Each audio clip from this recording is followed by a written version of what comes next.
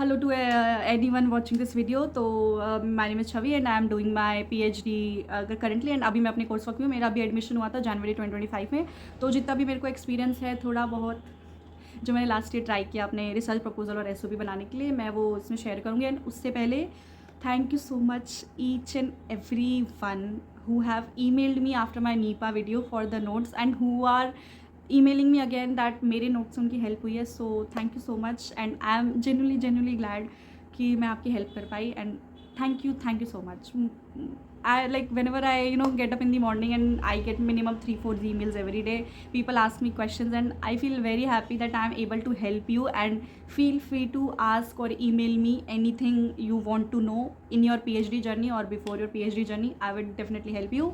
So video शुरू करते हैं. थोड़ी लंबी हो सकती है क्योंकि मैं रिसर्च प्रपोजल SOP दोनों के बारे में बताऊंगी. And this video will not only help sociology people but also people who are from social science and humanities background, क्योंकि इसमें मैं मोस्टली वही चीज़ें इंक्लूड करूँगी जो इसमें होती है. But it is more obviously for a sociology background people. So video start करते हैं. पहला तो मैं आपको बताऊँगी कि देखो रिसर्च प्रपोजल और SOP में फ़र्क क्या होता है. सी जो रिसर्च प्रपोजल है उसके बारे में बात करेंगे. पहले मैं SOP के बारे में मतलब दोनों को साथ में ही बता देती हूँ. I think one point that works. Okay. So पहला जो SOP है वो आपके बारे में बताता है कि who are you as a academician, as a research scholar, as a person. लेकिन जो आपका रिसर्च प्रपोजल है वो आपके रिसर्च प्रोजेक्ट के बारे में शो कर रहा है कि आपका जो रिसर्च टॉपिक है वो क्या है, क्यों लिया है. It's like that. ठीक है. SOP का मतलब ये नहीं है कि आपका ज़ोडिएक साइन क्या है, ठीक है, या आपको what's your zodiac, what's your favorite color. No, it is about who are you as an academician and what is your research proposal या what brings ऐसा क्या है जो आपको मोटिवेशन दे रहा है ये रिसर्च प्रपोजल और ये रिसर्च टॉपिक चूज़ करने के लिए. उसके बाद आई थिंक देन जो SOP है वो आपकी बात करता है जैसे आपका जो पर्सनल गोल्स है, जो आपकी पर्सनल इंटरेस्ट है इस रिसर्च टॉपिक को लेके, आपने ये सोशल प्रॉब्लम क्यों चूज़ किया, आपने ये टॉपिक क्यों चूज़ किया. लेकिन जो रिसर्च प्रोजेक्ट है वो एक बड़े लेवल पर बात करते हैं कि what methodology you will use, कि ऐसा क्या है, ऐसा क्या जो आप रिसर्च ऑब्जेक्टिव्स है आपके रिसर्च की क्या सिग्निफिकेंस है, आपके रिसर्च की क्या वैल्यू कह रही हूँ, क्या क्या रिसर्च प्रपोजल आपकी कैपेबिलिटी शो करता है about your methods, about you as like that. I hope आपको समझ आ गया होगा. बट इट्स लाइक कोई अगर मेरे से पूछता है तो मैं उन्हें एक्चुअली यही बोलती हूँ कि रिसर्च जो SOP है वो रिसर्च प्रपोजल का छोटा भाई या बहन है. क्योंकि क्या होता है रिसर्च प्रपोजल से बड़ा भाई या बहन होती है, उन पर थोड़ा प्रेशर होता है to show what you are in a broader way. But एक SOP जैसे छोटा भाई बहन होता है घर में कि सबको पता है उनको क्या चाहिए या उनके चीज़ें सबको पता होती है. मतलब उस वे में आई थिंक मैं एक से कोई पूछता है तो मैं तो यही बोलती हूँ कि जो SOP है वो रिसर्च प्रपोजल का छोटा भाई या बहन होता है. ठीक है. अब हम बात करते हैं how to write a research proposal. Copy pen लेके बैठ सकते हो maybe if that helps you. सबसे पहले द $1 million क्वेश्चन कि ये जो रिसर्च रिव्यू कमेटी है इनको चाहिए क्या.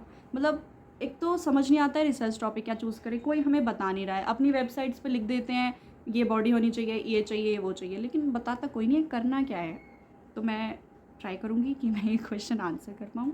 शुरू करते हैं. I have made notes so that I can help you. ठीक है. सबसे बड़ी बात ये है कि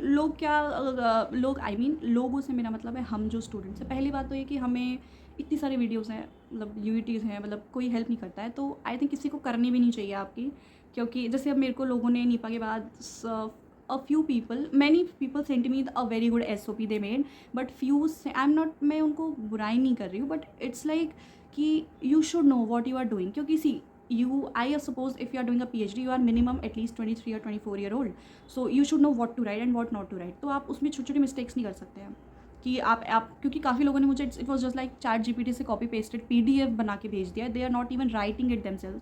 सो प्लीज़ डोंट एक्सपेक्ट कि अगर आप कल को इस ऐसे SOP के साथ जाओगे तो आपको वो कंसिडर भी करेंगे. ठीक है. मैं बुराई नहीं कर रही हूँ because few people send me. मैंने उनको ये चीज़ बहुत प्यार से यही समझाई कि see yourself as a researcher, as a academician, as a responsible researcher. कि अगर आप जा रहे हो कि सामने वाला आप में क्या देख रहा है. मैंने अपनी इंटरव्यू वाली वीडियो में भी यही बोला कि कल को आप जा रहे हो ना, आप ये देखो वो आपको एज अ फ्यूचर रिसर्चर देख रहे हैं कि कल को अगर ये बंदा फील्ड में जाएगा तो ये क्या करेगा, ये लोगों से बात क्या करेगा. अगर आप SOP अभी कॉपी पेस्ट ChatGPT से कर रहे हो, कोई आपकी रिसर्च नहीं है उस टॉपिक के पीछे की, तो आप नहीं एक्सपेक्ट कर सकते. आई एम सॉरी टू से आप मत एक्सपेक्ट करो कि वो आपको एडमिशन देंगे. ठीक है. Because everybody is greedy, everybody want the best one. So आप बेस्ट वन कैसे बनोगे? इसमें रणछोड़ दास फ्रॉम थ्री इडियट्स की स्टोरी आ जाएगी कि काबिल बनने के लिए पढ़ो, कामयाबी झक मार के आएगी. So it is definitely something like that कि जो आप रिसर्च प्रपोजल चूज़ करो, जो आपकी रिसर्च प्रॉब्लम है, उसको सिर्फ ऐसे मत देखो कि आपको पीएचडी करनी. नहीं, सबसे बड़ा प्रॉब्लम क्या है, आप एक रिसर्च टॉपिक जब आप चूज़ कर रहे हो, एक ऐसा टॉपिक चूज़ करो, it can be anything. It can be gender, it can be media studies, it can be tribal studies, it can be folklore studies, it can be sociology of food, it can be sociology of music, etcetera etcetera. The one question is, will you be able, आप ये question खुद से पूछना कि will you be able to survive और study this topic for the next 4 to 5 years of your life. And if आपको मन में शक हो रहा है, then don't go for it. क्योंकि आपकी पीएचडी को आप जो सर्वाइव करने में हेल्प करेगा, वो सिर्फ आपका एक और एक मोटिवेशन है, जो है कि क्या आप इस टॉपिक को अगले 5 साल दे सकते हो अपने. ये जो क्वेश्चन है मुझे मेरे एक ग्रेजुएशन के सर ने बताया था, and it changed how I thought a research proposal is. ठीक है, पीएचडी को सिर्फ आप एक डिग्री मत देखो. एंड अगर आप ये सोच रहे हो दैट पीएचडी करते ही आपके पास ऑप्शंस ही ऑप्शंस होंगे, नो. पीएचडी के ड्यूरिंग आप क्या करते हो, that what makes you good, and that what makes you कि आप आगे क्या करोगे, वही आपका करियर डिसाइड करता है. ठीक है, अब हम बात करेंगे कि सबसे पहले रिसर्च प्रॉब्लम कैसे फाइंड करें. रिसर्च प्रपोजल आप कैसे फाइंड करोगे, आपको उसके लिए पहले रिसर्च करनी पड़ेगी. आप ऐसी कोई टॉपिक नहीं ले सकते. हाँ, आप ये चूज़ कर सकते हो आपको क्या लेना है. For example, if you are doing gender और you are doing sociology of education में फॉर एग्जांपल आप स्कूल चिल्ड्रन पे स्टडी करना चाहते हो, आप हायर एजुकेशन में स्टडी करना चाहते हो, आप किसी कॉम्पिटिटिव एग्जाम के बारे में स्टडी करना चाहते हो, बट आप क्या स्टडी करना चाहते हो. For example, the easiest example would be if you are going, अभी आपने देखा नीट एग्ज़ाम का स्कैम हुआ. फॉर एग्जाम्पल, आप स्टडी करना चाहते हैं कि हायर एजुकेशन में जो बच्चों पे मेंटल प्रेशर है, उसके बारे में आप स्टडी करना चाहते हो. That's what a research problem is. For example, अगर लोग बोलेंगे कि बॉलीवुड से तो हमारा कल्चर ख़राब हो रहा है, that's a Twitter debate. That's not a research problem. Research problem what can be is how Bollywood or how this celebrity industry is shaping our culture, is redefining the social norms, or for example shaping the emotions, shaping the identity, how the social media is representing different aspects of social life. This is what a research problem is. इससे easy example I don't think मैं दे पाऊँगी. I hope आपको समझ में आ गया होगा. तो research background क्या है, इसके बाद आप रिसर्च प्रॉब्लम कैसे चूज़ करोगे. आप पहले रिसर्च गेट या जेस्ट और वेबसाइट्स आपको पता ही होगा. सबसे पहले मैं यहाँ पे लिख दूँगी ताकि आपको नहीं समझ आया होगा, तो ठीक है, उस पे जाके अपने टॉपिक से रिलेटेड पढ़ो. पहले आप पढ़ो लोग क्या लिख रहे हैं, लोग क्या कर रहे हैं, तभी आप देख पाओगे कि आपको उसमें से क्या ज़्यादा इंटरेस्ट कर रहा है ना. मान लो आप जेंडर विमेन पे के बारे में पढ़ना चाहते हो. We all know domestic violence या डिवोर्स पे स्टडीज़ हो चुकी हैं. अगर यह बात आप लगा सकते हो आइडिया, राइट. बट क्या आपको लगता है विमेन के फॉर एग्जांपल इंटरसेक्शनैलिटी पे भी उतना स्टडी हुआ है? शायद नहीं हुआ होगा. वो आपको कैसे पता चलेगा, जब आप पढ़ोगे. पहले आप पढ़ो, आप ये देखो लोग कैसे लिख रहे हैं, उससे क्या होगा, आपको स्टाइल पता चलेगा, कोई कैसे लिख रहा है, क्या ढूंढ रहा है. ठीक है, इसके बाद आपने सोशल प्रॉब्लम चूज़ किया. उसके बाद हम बात करते हैं. अब देखो, हाँ, और रिसर्च प्रपोजल का ये मतलब नहीं है कि आप for example research proposal is not about finding a social problem. It is about what is something you do not fully understand अभी तक. This I think these steps will help you how you will find a problem. क्योंकि क्या होता है, सब बोलते हैं research proposal बनाओ, लेकिन जैसे मैं थी, मुझे यही समझ आना चूज़ क्या करूँ मैं, क्योंकि मेरे को तो हर चीज़ में इंटरेस्ट है सोसाइटी के. मुझे जेंडर भी अच्छा लगता है, मुझे फिल्म स्टडीज़ पसंद है, मुझे सोशोलॉजी ऑफ फूड पसंद है. खाना खाना सबको अच्छा लगता है, लेकिन फूड पे स्टडी क्या करें हम, right. But what you can study in sociology of food, you can study kitchen as archive, you can study how urban youth is redefining the kitchen norms, for example, like anything like that. Okay, अब हम बात करते हैं how to write a research proposal. पहला, research proposal को आप समझो, ये एक रोड मैप होता है. रोड मैप किस चीज़ का, it will answer the committee कि आपने ये टॉपिक क्यों लिया. Research proposal is about why and how you will study this topic. ठीक है, अब मोटा मोटा है. अब हम बात करते हैं इसकी जो हमारे बॉडी होती है. पहला है टाइटल. सबसे बड़ी चीज़, it should not be broad कि आप पूरा एजुकेशन सिस्टम स्टडी करना चाहते हो. नहीं, you should choose. For example, you want to do schooling में आप स्टडी करना चाहते हो, आप हायर एजुकेशन में स्टडी करना चाहते हो, या आप फॉर एग्जाम्पल पोस्ट डॉक बच्चों पे या किसी पे स्टडी करना चाहते हो. It should be broad, it should not be broad. Broad नहीं होना चाहिए. आपका टाइटल हमेशा क्रिस्प होना चाहिए कि पढ़ते ही ना बंदे को पता लग जाए कि ये क्या पढ़ना चाह रहे हैं. फॉर एग्जाम्पल, मैं लिख दूँ कि I want to study how women, how masculinity, जो पेट्रियार्की वो कैसे मैस्कुलिनिटी को शेप कर रही है, फॉर एग्जांपल दिस विलेज में. तो आपको मान लो मैंने ये टॉपिक लिखा, आपको समझ आ गया मैं क्या स्टडी कर रही, लेकिन आप लिखोगे how masculinity have made this, how it is this, नहीं, it should be broad and crisp, sorry it should not be broad, it should be clear and crisp, ठीक है। इसके बाद बात करेंगे इंट्रोडक्शन की। जो आपका इंट्रोडक्शन है आप इसको सिंपल समझो। आपको इंट्रोडक्शन मतलब से क्या समझ आता है? जब हम बचपन में जाते थे, हमें कोई बोलता था माई इंट्रोडक्शन दो, हम क्या बोलते थे? My name is Chhavi, I am इतना years old, I like this colour. तो आप उसको उस वे में समझो, नॉट एग्जैक्टली। अब आप इंट्रोडक्शन में क्या लिखोगे? आप सिर्फ अपना टॉपिक एक्सप्लेन करोगे।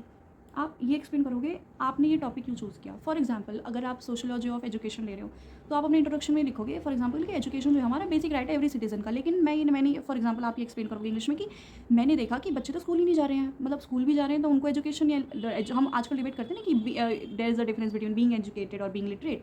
तो आप ये अपने इंट्रोडक्शन में लिखोगे कि आपका टॉपिक क्या है और क्यों है ना। जैसे मैंने बोला एजुकेशन है, लेकिन फॉर एग्जांपल मैं स्कूल स्टूडेंट्स पे स्टडी करना चाहती हूँ और मैंने देखा कि नो डिटेंशन पॉलिसी के इम्पैक्ट्स हैं। तो आपके इंट्रोडक्शन में ये पता चल गया कि भाई आपको एजुकेशन में इंटरेस्ट है, आपको स्कूलिंग में इंटरेस्ट है, आपको स्कूल चिल्ड्रन में इंटरेस्ट है और आपको क्या पढ़ना है? नो डिटेंशन पॉलिसी के इफेक्ट्स पढ़ने हैं। Simple as that. इससे ज़्यादा कुछ नहीं होना चाहिए आपके इंट्रोडक्शन में। और हाँ, लेकिन देखो जो मैं आपको बताऊँगी ना, ये आप इसको एक रोड मैप ही समझो, क्योंकि हर यूनिवर्सिटी अपनी वेबसाइट पे उनका जो एसओपी या रिसर्च प्रपोजल है उसकी वर्ड लिमिट और उसकी बॉडी प्रोवाइड करती है। तो वो आप उसके हिसाब से अपना मतलब शेप करना, लेकिन ये वाली चीज़ों से डेफिनेटली आपको हेल्प होएगा। एंड इसको सीरियस वे में समझना। आप पहले तो ये मत सोचो कि आपके पास चैट जीपीटी या एआई है। पहले आप खुद लेके पेन पेपर बैठो, खुद सोचो। जब आपको एक मिल जाएगा कि आप टाइटल में ये लिखोगे, आप अपने इसमें ये लिखोगे इंट्रोडक्शन में लिटरेचर रिव्यू में, तब आप चैट जीपीटी या कोई भी एआई यूज़ करोगे। अगर आप पहले ही उस पर डिपेंड हो देन प्लीज़ डोंट थिंक कि आपसे बनेगा। Let me be honest. इसके बाद बात करते हैं रिसर्च प्रॉब्लम की। रिसर्च प्रॉब्लम का मैंने आपको बताया फाइंड कैसे करें। फाइंड आप कर लोगे। अब आप गैप कैसे ढूंढोगे? आप गैप जब ढूंढोगे जब आप पढ़ोगे, तो आप पढ़ो। या इसके लिए आप गूगल हेल्प ले सकते हो कि फॉर एग्जांपल आपको जेंडर में इंटरेस्ट है, कि मतलब कुछ भी इंटरेस्ट है, आप उसको गूगल पे डाल दो। उसके बारे में ना खूब सारे आर्टिकल्स न्यूज़ आएंगे, फिर आप पढ़ो। टाइम तो देखो लगाना पड़ेगा, क्योंकि प्लीज़ डोंट थिंक कि आपका एक दिन में प्रपोजल बन जाएगा। प्रपोजल एक दिन में बन सकता है, लेकिन अगर आपको अच्छा रिसर्च प्रॉब्लम ढूंढना है तो आपके लिए आपको रिसर्च करनी पड़ेगी। This is how you are going to be a researcher before actually being a researcher. तो यहीं से जो आपकी शुरुआत है वो होती है। अब आप ढूंढोगे, आप गैप आइडेंटिफाई करोगे कि यार हायर एजुकेशन, फॉर एग्जांपल मेरे अभी यूनिवर्सिटी में किसी ने, एक जो कोई सीनियर है वो स्टडी कर रहे हैं हायर एजुकेशन में, उनकी जो जैसे स्टूडेंट्स की प्रॉब्लम है, अब वो क्या प्रॉब्लम है वो आपको ढूंढना है ना। तो आइडेंटिफाई करना बहुत ज़रूरी है कि आप एग्जैक्टली क्या पढ़ना चाहते हो, क्योंकि देखो sociology is a very broad subject. Sociology में बहुत लोग पीएचडी कर रहे हैं, बहुत सारे रिसर्चेज हो रही है, लेकिन इट्स अबाउट आप क्या ढूंढ रहे हो। This is what makes your research proposal unique and different. इसके बाद हम बात करेंगे लिटरेचर रिव्यू की। पहली बात तो लिटरेचर रिव्यू का मतलब ये नहीं होता ए स्कॉलर ने ये बोला, बी स्कॉलर ने ये बोला, सी स्कॉलर ने ये बोला, नहीं। It should make a conversation between the scholars. आप ये नहीं लिख सकते इमाल दरखाइम ने ये बोला, कार्ल मार्क्स ने ये बोला, फिर मैक्स वेबर ने ये बोला, फिर मैंने सोचा कि अब तो मैं पॉल फेयर ले लूँगा। नहीं, ऐसे नहीं होता है, ठीक है। पहले आप ये देखो, पहले आपको मेजर डिबेट्स लिखनी है कि फॉर एग्जांपल पहले आप ये देखो, आपको मेजर डिबेट लेनी है। आपको एग्जिस्टिंग फाइंडिंग और रिसर्च गैप जब आपको पता होंगे, उसके बाद आप देख पाओगे कि कौन सी स्कॉलर्स आपकी स्टडी के लिए रेलेवेंट है। टॉप 3 या 4 ले लो। जैसे आप सोशल ऑफ एजुकेशन पढ़ोगे तो आपको पता है इमाल दरखाइम, बी आर अम्बेडकर और अमर्त्य सेन जैसे डेवलपमेंट में उन्होंने एजुकेशन थ्योरी दी थी, ये 3 बहुत इंपॉर्टेंट, तो इन 3 को आप लोगे, है ना। तो ऐसे आप आइडेंटिफाई करोगे। इसके लिए definitely you should use Google और एनी चैट जीपीटी और AI you have, but please don't, आप उस पर डिपेंड मत हो एआई पे। अगर आप डिपेंड हो रहे हो ना, तो that is the first mistake you are doing. इसके बाद आप ये बताओगे कि कैसे ये जो रिसर्च स्कॉलर्स हैं, ये जो सोशलॉजिस्ट हैं, ये एक दूसरे से कनेक्ट कर रहे हैं, है ना। क्योंकि लिटरेचर रिव्यू का मतलब नहीं है ए बी ने क्या बोला, आपको ये बताना चाहिए वो कनेक्ट कैसे कर रहे हैं और आपकी रिसर्च कैसे फिट हो रही है। कि इमाल दरखाइम ने बोला, बी आर अम्बेडकर ने बोला, और अब मैं ये सोच रही हूँ कि जो मेरी लिटरेचर रिव्यू है, जैसे पियर बॉर्ड्यू ने कॉन्सेप्ट दिया था कल्चरल उसका, मैं भूल गई, हैबिटस और डॉक्सा का एग्जांपल दिया था, और कैसे जो कल्चरल सिंबॉलिक कैपिटल हमारी बनती है, होता है, वो कैसे एजुकेशन बच्चों के उसको शेप कर रहा है, या बैक स्कूलिंग मतलब उसको शेप कर रहा है। शेप कर रहा है एज इन कि जैसे कैसे जो बच्चा स्कूल नहीं जा रहा है वो क्यों नहीं जा रहा है, क्योंकि बच्चों को मोटिवेशन ही नहीं है स्कूल जाने के लिए। फॉर एग्जांपल जो अगर आप डेली वेज अर्नर के बच्चों की बात करो, है ना, तो आप ये कह सकते हो, क्योंकि हैबिटस पियर बॉर्ड्यू ने यही बात करी थी ना कि हैबिटस कैसे शेप करता है। तो वही मैं कह रही हूँ कि जैसे इनको आपका जो लिटरेचर रिव्यू है वो आपके स्कॉलर्स के बीच में एक कॉन्वर्जेशन क्रिएट करे, आप उसको वैसे देखो। अगर आप ऐसे बोलोगे ना ए ने बोला, बी ने बोला, सी ने बोला, तो फिर वो ऐसे ही होएगा। ठीक है। नेक्स्ट हम बात करेंगे ऑब्जेक्टिव्स की। देखो ऑब्जेक्टिव का तो वर्ड से ही आपको समझ आ जाएगा ऑब्जेक्टिव क्या होता है। ऑब्जेक्टिव का मतलब होता है आप क्या एनालाइज कर रहे हो, आप क्या अंडरस्टैंड करना या करवाना चाह रहे हो, और आपकी स्टडी क्या एग्जामिन करेगी। मैं इन 3 वर्ड्स में ऑब्जेक्टिव्स को ख़त्म कर दूँगी क्योंकि it is very simple obviously.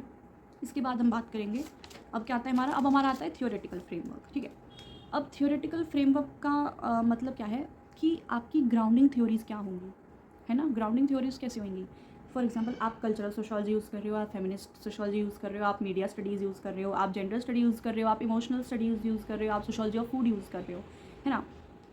आपको ये देखना है कि why are you searching for these different frameworks. For example आप फेमिनिस्ट स्टडीज़ कर रहे हो तो you should know why you are using intersectionality and feminist studies, right. I hope you understand what I am saying. Theoretical framework में सिर्फ यही होता है, it is nothing more than that. You should just explain कि आपकी theory grounding क्या है, इससे ज़्यादा तो I don't think that's the basic keyword. It should mention your theoretical your theory grounding, that's it. इसमें ज़्यादा कुछ नहीं होता, इसको ज़्यादा कॉम्प्लिकेट करोगे तो आप ही परेशान होंगे।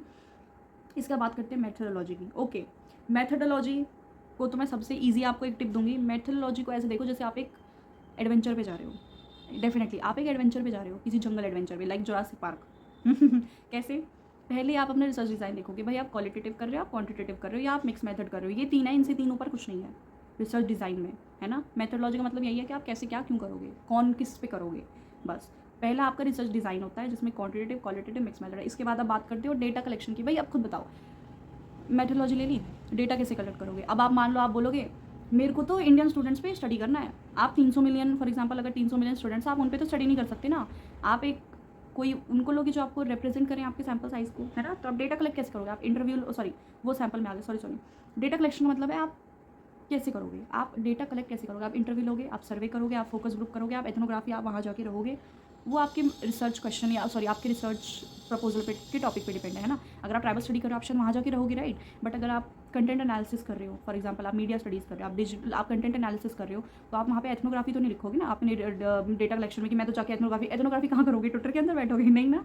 It's like that. उसके बाद आती है सैम्पलिंग, कि आप किस पे स्टडी करना चाहते हो, किस पे स्टडी करोगे, स्टूडेंट्स पे। फॉर एग्जाम्पल आपका एजुकेशन का एग्जाम्पल ले लेते हैं, but it's a very safe example, that's my music, कि आपको मैं को एक्सप्लेन कर पाऊँ, आपको समझ आ जाए। किस आपके पार्टिसिपेंट्स कौन होंगे, आपके पार्टिसिपेंट स्कूल चिल्ड्रन है, हाँ आपको ये पता होना चाहिए, आई थिंक आपको ये पता होगा कि जब आप स्कूल चिल्ड्रन पे स्टडी करते हो तो आपके पास परमिशन होनी चाहिए स्कूल चिल्ड्रन पे स्टडी करने की। आई फॉरगॉट द बोर्ड जहाँ से आपको परमिशन लेनी पड़ती है ना। या आप हायर एजुकेशन पे स्टडी कर रहे हो, आप किन पे स्टडी कर रहे हो। इसके बाद चौथा आता है डेटा एनालिसिस। पहला design, second data collection, third sample. Sampling का मतलब है आप किसको ले रहे हो, पार्टिसिपेंट्स कौन है आपके, है ना, जो आपको रिप्रेजेंट करेंगे। आप स्नोबॉल सैम्पलिंग ले रहे हो, आप पर्पसिव सैम्पलिंग ले रहे हो, वगैरह वगैरह। वो आप उसको आपको ChatGPT हेल्प ले सकते हो उसमें, तो obviously it will be easy. आप खुद नहीं कर सकते अगर आपको नॉलेज नहीं है तो। फोर्थ आपका था डेटा एनालिसिस। आप उस डेटा को इंटरप्रेट कैसे करोगे, कंटेंट एनालिसिस करोगे, आप क्वांटिटेटिव मतलब वो आपको डिटेल में वो आपको जब आप अपना रिसर्च प्रपोजल के बेसिस पे ही आप उसको आइडेंटिफाई कर पाओगे, है ना। इसको ना एक बस एक एडवेंचर की तरह समझो कि एक एक स्टेप है जुरासिक पार्क की तरह। पहले एंटर करोगे, किसको देखोगे, किससे लड़ाई करोगे, और फिर बाहर कैसे आओगे। It is like that, very simple, है ना। अब जैसे ये फॉर एग्जाम्पल आप कह रहे हो आप 300 मिलियन स्टूडेंट्स को तो नहीं स्टडी कर सकते ना। आपके पास एक सैम्पल साइज होएगा जो आपको बताएगा कि कौन आपको रिप्रेजेंट कर रहा है ना। It's like that. उसके बाद आपका आता है सिग्निफिकेंस ऑफ स्टडी। सिग्निफिकेंस का मतलब देखो सिंपल टर्म है। आप ये नहीं बोलोगे मैं तो क्रांति लाना चाहती हूँ, मैं रेवोल्यूशन ला दूँगी, मेरे को इंडिया का नक्शा बदलना है, नहीं, इट शुड नॉट। वो आपकी मोटिवेशन होनी चाहिए। रेवोल्यूशन और मोटिवेशन में फ़र्क होता है ना। रेबेलियन रेवोल्यूशन में फ़र्क होता है। आप ये बताओगे क्यों इंपॉर्टेंट है, why is it important, what you will contribute and who will benefit from your study, है ना। फॉर एग्जाम्पल आप बच्चे स्टडी करना चाहते हो, आप ये बताओगे कि यार नो डिटेंशन मैं इंपॉर्टेंट स्टडी क्यों कर रही हूँ, क्योंकि स्कूल चिल्ड्रन जो है हमारी सोसाइटी का बेसिक होते हैं, ठीक है। क्या कॉन्ट्रीब्यूट करेगा, ये कॉन्ट्रीब्यूट करेगा कि for example no detention policy के ये इम्पैक्ट, ये ग्राउंड लेवल पे इम्पैक्ट आया, ये नेगेटिव साइड्स है, पॉजिटिव साइड्स है, और किसको बेनिफिट हुआ, ऑब्वियसली स्कूल चिल्ड्रन को, और जो आगे पॉलिसीज बनाएंगे उनको। Simple as that. तीन चीज़ें आपकी सिग्निफिकेंस ऑफ स्टडी आपकी वो करती है, क्वेश्चन करती है। इसके बाद आता है लास्ट हमारा रेफरेंसेज। रेफरेंसेज का सबसे इजी मतलब है, देखो सबसे सेफ मैं बताऊंगी 10 रखो, 10 से ज़्यादा मत रखो, 10 या 12। और जो 10-12 आप लिखोगे ना आपको उनके बारे में पता होना चाहिए। फॉर एग्जाम्पल आप अगर आप कोई जेंडर स्टडीज़ या आप कोई सोशोलॉजी ऑफ एजुकेशन में ले रहे हो तो आपको वो फॉर एग्जाम्पल वेबसाइट लिखनी पड़ेगी जहाँ से हमने डेटा लिया है कि इतने बच्चे स्कूल जाते हैं, तो कहाँ से पता चला होगा आपको, वो मिनिस्ट्री ऑफ एजुकेशन से या NCERT की वेबसाइट से। आप उनकी वेबसाइट के नाम लिखोगे, फिर आपने मालदर खाइम यूज़ किया या किसी की कोई बुक यूज़ करी, आप वो लिखोगे, पियर बॉडी, मालदर खाइम, BR अम्बेडकर या पॉल फ्रायर की आपने बुक यूज़ करी, आप उनकी 4 के नाम लिखोगे। उसके बाद आप यूज़ करोगे अगर आपने कहीं से कोई डेटा लिया है अपने इसमें कि इतनी स्टडीज़ हो चुकी है, तो आप वो 10 मैक्स रखो, क्योंकि उन 10 के बारे में आपको, क्योंकि जब आप कल को इंटरव्यू के लिए जाओगे ना तो आपको होमवर्क करके आना पड़ेगा। जो आप रेफरेंसेस पूछो, उन्होंने लिख दिया, मान लो कि आपने पियरे बॉर्डो की डिस्टिंक्शन बुक लिखी, आपको पता है इस बुक में क्या है, मत लिखना। अगर लिखा है तो थोड़ा थोड़ा समरी पढ़ के जाना एक बुक की, क्योंकि वो आपका होमवर्क दिखाएगा। रेफरेंसेस एक तरह से आपका होमवर्क होता है कि अगर आपने वेबसाइट लिखी है या आपने किसी बुक लिखी है या आपने किसी का कोई पर्टिकुलर ऐसे लिखा है, ये चीज़ रखो, बस इतना ही होता है रिसर्च प्रपोजल में, इससे ज़्यादा कुछ नहीं होता। बेसिक, अब हम बात करेंगे बेसिक मिस्टेक क्या होती है रिसर्च प्रपोजल में। पहला, आपको क्रांति नहीं लानी है। आप ऐसे मत, आप एक ब्रॉडर पर्सपेक्टिव नहीं रख सकते। आप ये देखो, आप एक एजुकेशन में बच्चों पे स्टडी करना चाहते हो, बच्चों पे इस पे स्टडी करना चाहते हो, ऐसे होना चाहिए। It should not be broad कि मैं 300 मिलियन स्टूडेंट पे स्टडी करना चाहता हूँ। ऑब्वियसली इट्स नॉट पॉसिबल, ये बात आपको भी पता है, तो ब्रॉड नहीं रखना है इसको, है ना। अगर आप जेंडर पे भी कर रहे हो तो आपको ये बताना चाहिए आपके जेंडर में आप वुमेन पे कर रहे हो या मेन पे कर रहे हो, और आपका जो एज ग्रुप है वो क्या है। कॉमन मिस्टेक यही होती है। फिर आपके, हाँ, आपका रिसर्च जो प्रपोजल होता है उसमें 3 चीज़ें सबसे इंपॉर्टेंट होती हैं। आपका लिटरेचर रिव्यू, आपकी मेथडोलॉजी एंड ऑब्वियसली आपका रिसर्च गैप। 3 चीज़ें आपको मेक और ब्रेक कर सकती हैं। इन 3 चीज़ों पे हमेशा ध्यान रखना। ये चीज़ आपके हमेशा स्ट्रांग होना चाहिए, ब्रॉड नहीं होना चाहिए। It should be clear, simple, crisp. किसी को नहीं फ़र्क पड़ता आपकी आपने बहुत सारे what do you say that कि आपने कितने अच्छे वर्ड्स यूज़ करें, आपकी वोकैबुलरी कितने अच्छे। No one wants that, trust me. आप जितना आपका खुद की लैंग्वेज में होगा ना, they like it, everybody likes that. आप खुद सोचो, आप कल को जा रहे हो, आपको पता चल जाएगा यार पढ़ के। चैट, अगर देखो वहाँ पे जो इंटरव्यू ले रहे हैं ना, वो सीखे सिखाएं, ऑब्वियसली उनको पढ़ के पता चल जाएगा ये चैट जीपीटी का, ये खुद का है। तो प्लीज़ ह्यूमनाइज इट, मत डिपेंड हो एआई पे, क्योंकि आप पीएचडी करो ना, आपको इसका यूज़ करना है। आप इसको किसी और पे डिपेंड नहीं कर सकते, क्योंकि this is what will help you. बस यही मिस्टेक्स होती हैं रिसर्च प्रपोजल में कि आपकी 3 चीज़ें स्ट्रॉन्ग करो, ब्रॉड रखो, क्रिस्प एंड क्लियर रखो। आपको सब कुछ इंक्लूड नहीं करना है, वो आप बाद में इंक्लूड कर सकते हो जब आपका एडमिशन हो जाएगा, क्योंकि जब आप सिनॉप्सिस अपनी बनाते हो और भी चीज़ें होती हैं, तो तब आप ऑलरेडी आप अपने रिसर्च टॉपिक में बहुत डीप जाने वाले हो, तो आपको ज़रूरत नहीं है उतना ब्रॉड जाने की, वो आप तब ऑलरेडी जाओगे। This is what PhD does to you. अब हम बात करते हैं सिंपल स्ट्रेट एसओपी की। एसओपी का मतलब नहीं है, SOP is your story, not your dramatic story. आपका क्या ज़ोडिएक है, आपको कौन सी ग्रीन फ्लैग रेड फ्लैग पसंद है, या what is your favorite color? No, it should not be like that. It is only your academic background and academic introduction of who you are as a researcher, who are you as a sociologist, as a budding sociologist. पहला, अपने research के interest, अपने research के experience को बताओ अपने introduction में SOP के, है ना। आपका एकेडमिक बैकग्राउंड क्या है ना, कि आपने अपने बीए यहाँ से किया, एमए यहाँ से किया। मोस्टली कि ना एसओपी की बॉडी अवेलेबल होती है, तो वो आपको उस हिसाब से आगे पीछे करना पड़ेगा। सेकेंड आता है वाई दिस पर्टिकुलर टॉपिक और why this subject, what brings you to choose this topic. अब आप ये बोल सकते हो, अगर आप डोमेस्टिक वायलेंस या डिवोर्स रेट पर स्टडी करो, तो आप ये बोल सकते हो कि लेट्स से आप टीचर्स या स्टूडेंट्स के प्रेशर पे स्टडी कर रहे हो, तो आप कैसे बोलोगे? आप ये बोलोगे कि फॉर एग्जांपल कि मैं 5-6 साल मैंने ट्यूशन पढ़ाया, तो जब मैंने पढ़ाती थी तो मैंने ये देखा कि वो बच्चों को ना ये प्रॉब्लम होता था। This what made me question कि इस बारे में मुझे स्टडी करना चाहिए। तो आप ऐसा लिख सकते हो। इफ़ जेंडर क्लियर नहीं है तो आप ये बोल दो कि भाई सिंपल कि I was always interested in gender, मैं जेंडर के बारे में पढ़ती रहती थी और मुझे लगा कि if I want to be sociology, why can't I choose what I love.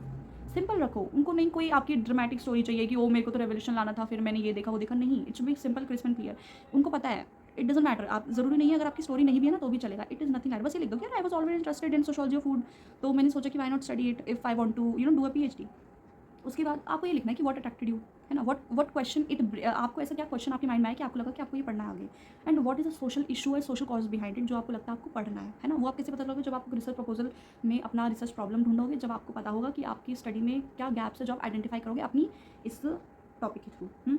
Next है research interest. Obviously crisp clear रखो। आपका जो रिसर्च है वो आपका एजेंडा होना चाहिए, सोशोलॉजी का सिलेबस नहीं, ठीक है। रिसर्च एजेंडा होना चाहिए, सोशोलॉजी का सिलेबस नहीं कि आपको सब कुछ ही करना है। कोई सब कुछ नहीं करता है। PhD is just like a drop in the ocean, कि आपने हायर एजुकेशन पे स्टडी किया, उसमें स्टूडेंट पे स्टडी किया, स्टूडेंट्स के प्रेशर पे स्टडी किया, सिंपल।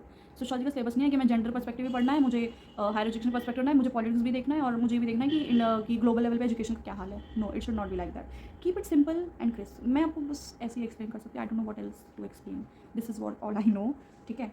अब उसके बाद है कि रिसर्च एक्सपीरियंस। अब रिसर्च एक्सपीरियंस में ऑप्शनल है कि अगर आपने किसी कॉन्फ्रेंस में गए, आपने कोई रिसर्च वर्कशॉप अटेंड करी, आपकी कोई डेजर्टेशन है मास्टर्स की, आपको कोई फील्ड का कोई पब्लिकेशन आपका हो रखा है, वो आपका ऑप्शनल है। अगर आपके पास है अपना डेजर्टेशन, आप उसके थ्रू एक्सप्लेन कर सकते हो कि भाई मैंने अपने मास्टर में डेजर्टेशन का मेरा टॉपिक था, it what brings me here. Simple as that. इसके बाद बात करेंगे वाई दिस यूनिवर्सिटी। प्लीज़ मत लिखना बहुत प्रेस्टीजियस यूनिवर्सिटी है, वो उनको भी पता है कि वो प्रेस्टीजियस है और उनको पता है कौन कितने पानी में। ये मत लिखना। ऑब्वियसली अच्छे वे में लिख दो कि इट इज़ एफिलिएटेड या it is deemed to be deemed university वगैरह। ऐसे मत लिखो कि यहाँ का नाम था इसलिए। नहीं, वो उनको भी पता है। उनको पता है बच्चे क्यों आईआईटी में जाना चाहते हैं, क्यों बच्चे किसी सेंट्रल यूनिवर्सिटी में जाना चाहते हैं। Don't use that. आप लिखो कि मैंने देखा कि आपकी इंस्टीट्यूट में सोशोलॉजी के जो डिपार्टमेंट है उसमें इन टॉपिक्स पे स्टडी हो रही है, और ये टॉपिक मुझे इंटरेस्ट एरिया में है, और ये जो प्रोफेसर है ये इस पे काम कर रहा है, तो तो आप उसके रिसर्च फैकल्टी, रिसर्च के जो टॉपिक्स हैं उन पे, और वो एज एन इंस्टीट्यूशन सोशोलॉजी में फॉर एग्जाम्पल पीएचडी करे, तो वो एज अ सोशोलॉजी क्या कर रहे हैं, वो लोग न्यू टॉपिक्स पे स्टडी करें। क्योंकि कोई आईआईटी या कोई इंस्टीट्यूशन होता है, कोई किसी चीज़ में उनका होता है ना कि कौन किस में स्पेशलाइज है, तो आप वो देखो। आपको वो बेसिक कॉमन सेंस वाली चीज़ें लिखनी है, क्योंकि प्रेस्टीजियस है वो उनको भी पता है भाई वो प्रेस्टीजियस है, राइट। लास्ट आपका आता है कंक्लूजन। क्योंकि मैंने काफ़ी सारी चीज़ें ना रिसर्च प्रपोजल में एक्सप्लेन कर दी हैं, तो एसओपी और रिसर्च प्रपोजल की बॉडी देख के आप पता लगा सकते हो कि फिर आपको खुद ही आप इसको you can shape it the way you want, और किसी यूनिवर्सिटी को कैसे चाहिए। कंक्लूजन में मैं बस इतना बोलूँगी कि कंक्लूजन का मतलब है your preparation, your vision and your motivation of the study. इससे ज़्यादा कुछ नहीं आता कंक्लूजन में। I think this is all about it.